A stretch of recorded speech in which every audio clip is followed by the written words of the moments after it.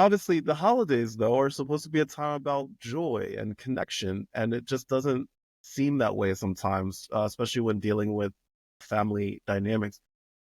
Why do you think that is? Why do you think the holiday season intensifies these emotions and these tensions within family? I think part of it is a lot of like this pressure and this like pressure to perform and this pressure, like, I mean, we see it on like the Hallmark movies, like the overbearing parents. So, are you married yet? Like, when are you guys having kids? And like, so Yeah. there's like a lot of pressure too, especially like if you don't live near your family of origin or family that you're celebrating with. And it's like, pressure of well, what's your career doing? What's your romance doing? Like, all this stuff. And it's like, if you haven't, or if you perceive that you haven't had a lot of growth, it could feel like, crap, I'm a failure. Oh, crap, I don't want to face them. So there can be that kind of pressure. You can have like family members who maybe growing up, like it was an abusive home. There was Hmm. alcoholism, there was whatever. And it's like, now I got to see these people again. Now it's like Hmm. triggering.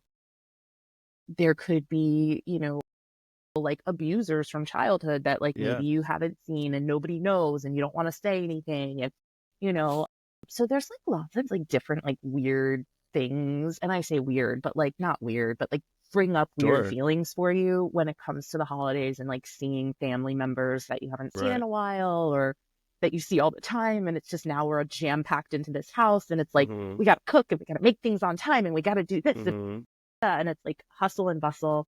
A lot of people are traveling during that time. So Hmm. if you are traveling, now you're like dealing with that and delays because it snows in parts of this country. And like it can be just kind of really chaotic and hectic Yeah. and financial stress and emotional stress. And it's like, it's Hmm. a lot.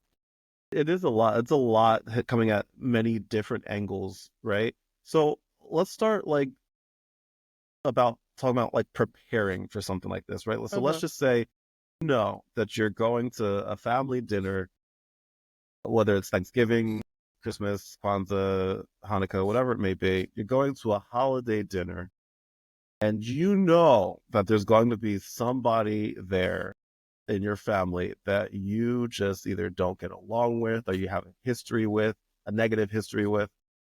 If you know this is coming up, what can you do to prepare yourself for this situation? Absolutely. I think that's a wonderful question. And we slightly touched on it already. I think like the first thing is just acknowledging that there is stress.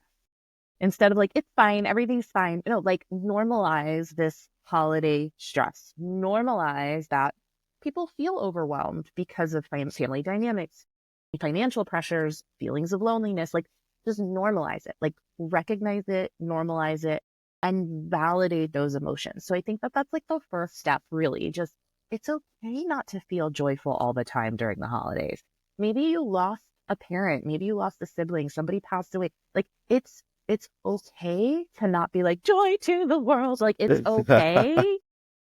And recognizing and accepting those feelings is really like the first step in managing them. So I think Right. first things first, acknowledge it, normalize it, validate.